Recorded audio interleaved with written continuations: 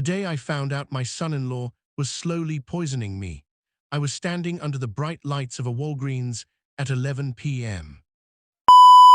The day I found out my son-in-law was killing me, I was standing in the fluorescent light of a Walgreens at 11 p.m., wearing my dead daughter's favorite cardigan. I hadn't meant to wear it. I'd grabbed it off the hook by the back door the way I'd grabbed everything in the 2 years since Maya died, automatically, without looking, without thinking. Because thinking meant remembering, and remembering meant the kind of pain that made a 63-year-old man grip the bathroom sink and talk himself out of sitting down on the cold tile floor and never getting back up. The pharmacist's name was Deborah. I know that because I'd been coming to this same Walgreens every Thursday night for 11 months, picking up my blood pressure medication and my cholesterol pills, and more recently, the little yellow tablets my doctor had prescribed after I told her I hadn't slept a full night since the funeral. Deborah had silver-streaked hair pulled back in a low ponytail and reading glasses that she wore on a beaded chain around her neck, and she had never once made small talk with me beyond, "How are you tonight, Mr. Calloway?" To which I always said, "Fine, thanks," because that was the kind of lie that kept the world moving forward. But that Thursday, Deborah set my white paper bag on the counter and looked at me over the top of her glasses, and she didn't ask how I was doing. She said, "Mr. Calloway, can I speak with you privately for a moment?" My name is Gerald Calloway. I am 63 years old. I spent 31 years as a high school history teacher in Clarksburg, West Virginia, and I retired the spring before my daughter died because Maya had asked me to. "Come out to Phoenix, Dad," she'd said on the phone, her voice carrying that particular brightness she always deployed when she wanted something. "Move closer. You're getting older. I want to see you more than Christmas and Easter." So I packed up the house I'd lived in for 22 years and drove 1,600 miles in a U-Haul with my dog, a fat beagle named Roosevelt, and I bought a small ranch house 12 minutes from Maya and her husband, Derek, and I told myself this was the beginning of something good. 4 months later, Maya was dead. An aneurysm, the doctor said, a blood vessel in her brain, thin-walled and silent and patient, that had been waiting her whole life for the moment it would betray her. She was 34 years old. She went to bed on a Tuesday night and didn't wake up Wednesday morning, and Derek called me at 6 a.m., and I drove to their house in my pajamas and stood in their doorway looking at my daughter's face, which was perfectly still and perfectly peaceful and more wrong than anything I had ever seen in my 61 years of living. She looked like she was waiting for something. I never stopped believing she was. Derek Marsh was 37, handsome in a forgettable way, with the kind of easy charm that made people at dinner parties lean toward him and laugh a little too loudly.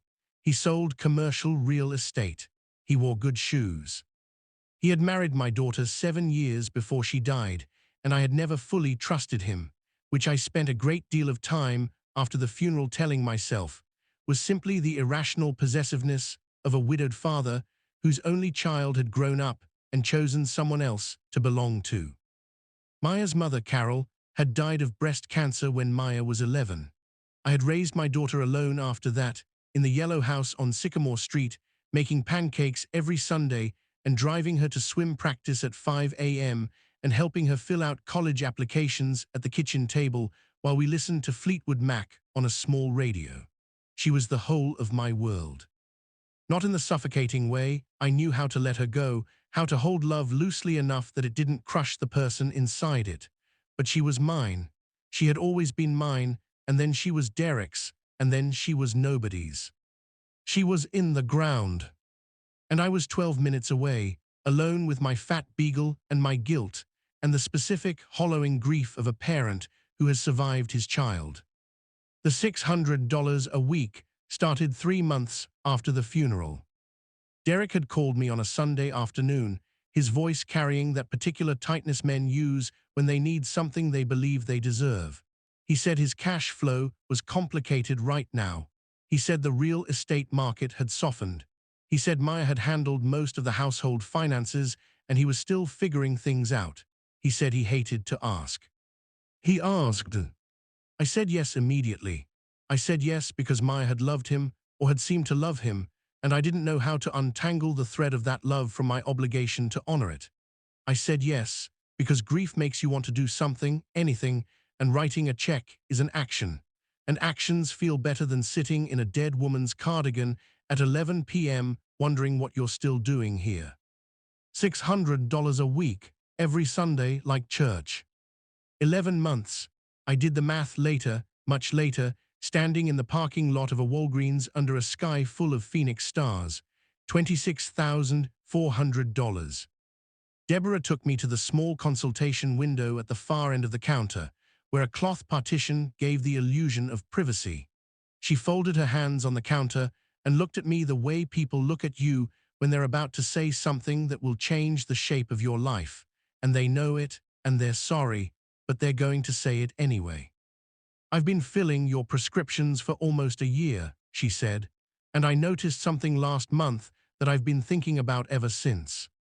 She pulled up something on her computer screen and turned it slightly toward me.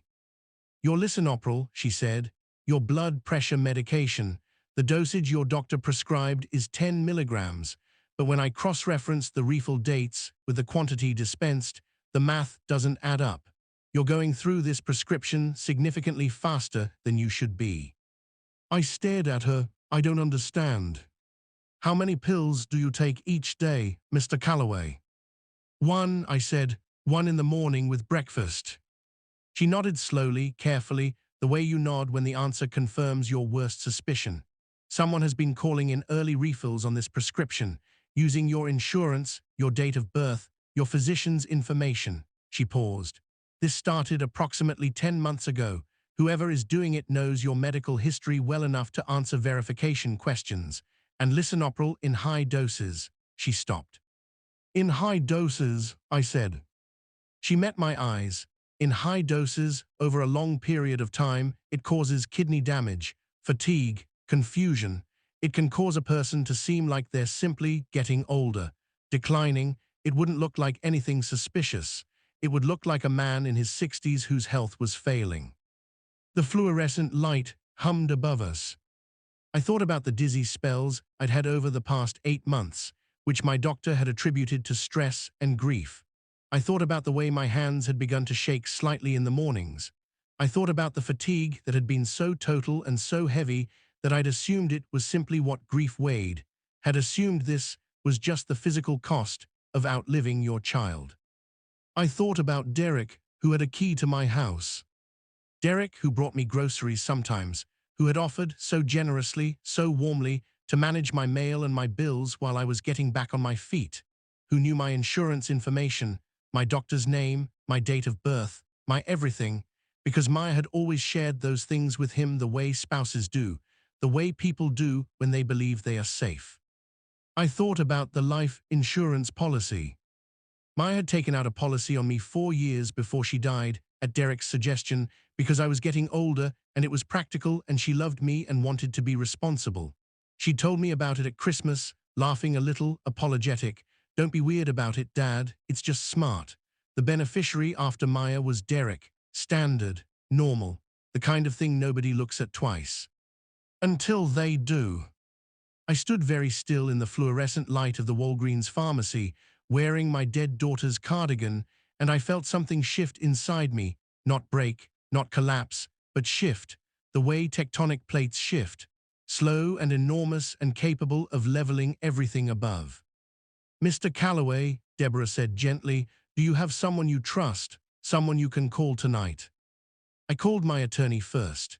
Then I called a private investigator named Sandra Okafor, who had a small office on Indian School Road and a reputation that a colleague at my daughter's law firm had mentioned once at a dinner I barely remembered attending. Then I called my doctor, who went very quiet on the phone, and then said she was reporting the fraudulent prescription activity immediately. I did not call Derek. I went home and sat with Roosevelt on the couch and let him put his heavy, warm head on my knee, and I looked at the framed photograph on the bookshelf, Maya at 17, standing on the edge of the Grand Canyon we'd driven to the summer after Carol died, her arms spread wide, her face turned up toward a sky that was going every shade of gold, and I made her a promise. It took 6 weeks for Sandra to build the case.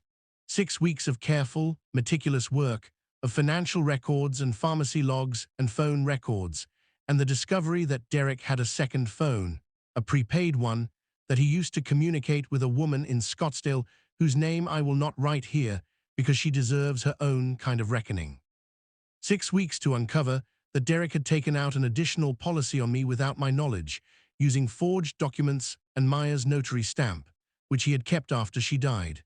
6 weeks to find the account in Nevada where he'd been quietly parking money, preparing, building a runway for the life he planned to step into once Gerald Calloway's kidneys quietly surrendered.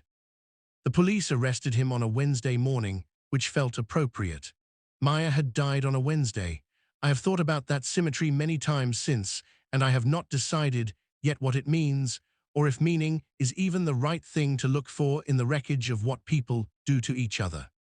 At Derek's arraignment, I sat in the back of the courtroom in a blue suit I hadn't worn since Maya's funeral. The prosecutor was a young woman with a precise, careful voice, and she read the charges: insurance fraud, elder abuse, criminal poisoning, and Derek sat at the defense table in a good suit with his forgettable handsomeness and his hands folded on the table, and he did not look back at me. I had thought I wanted him to look back at me. I found that I didn't need it. On the way out of the courthouse, Sandra fell into step beside me and said, "How are you doing, Mr. Calloway?"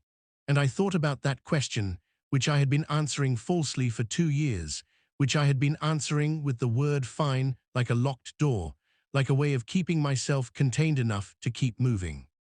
I said, "I'm angry, and I'm tired, and I miss my daughter every single minute of every single day." I paused on the courthouse steps in the bright Phoenix sun, "but I think I'm going to be okay." Sandra nodded, "I think so too." I drove home. I took Roosevelt for a long walk, the longest we'd taken in months. I made pancakes for dinner, Maya's Sunday pancakes, the recipe I'd been making since she was 4 years old, because some traditions are yours to keep regardless of who else is gone. I set one plate. I sat at my kitchen table alone, and I ate deliberately and slowly in the bright light of my own house. Outside, the desert evening was coming in purple and gold, and somewhere in all that enormous sky, I chose, because it was the only choice that honored her, to still be here. To be fine, finally, and mean it. The end.